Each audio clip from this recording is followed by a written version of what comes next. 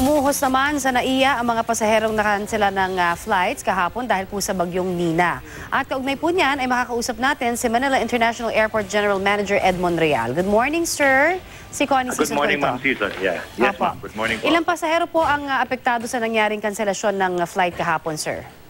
Sa aming estimate, there were about 80,000 passengers who were affected, both international and domestic, and arrival and departure po. Kaya po bang i-accommodate yung pagbuhos ng pasahero ngayon dahil sa mga nakanselang flights? Well, so far ho, normal na ho tayo at wala ho nakikita mga stranded na mga pasahero.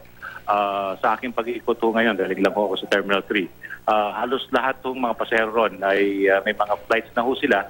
Medyo napagal ang iba at nag-aantay na lang ho ng kanilang mga flights. Yung mga na-cancel ho kahapon ay malamang ho na i-rebook po ng ating mga airlines sa ibang dates ho sa narating na araw po.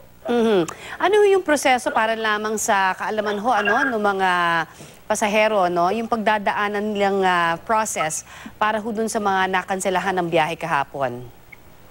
Unang-una ho, dapat nakipag-ugnayan po sila sa mga airlines.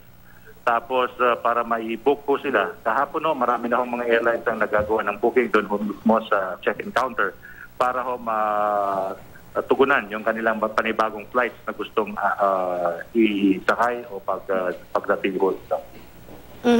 So, any other announcement that you would like to make, sir? Nasa inyo po ang pagkakataon.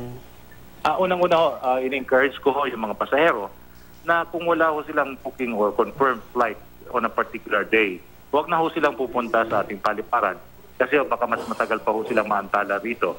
Kailangan ho makipag-ugnayan po sila sa mga airlines para masigurado ho yung kanilang date of departure. Alright, maraming pong salamat sa inyo pong ibinigay sa aming oras. Maraming pong salamat, ma'am. Thank you po. Yan po naman si Manila International Airport General Manager Edmond Real.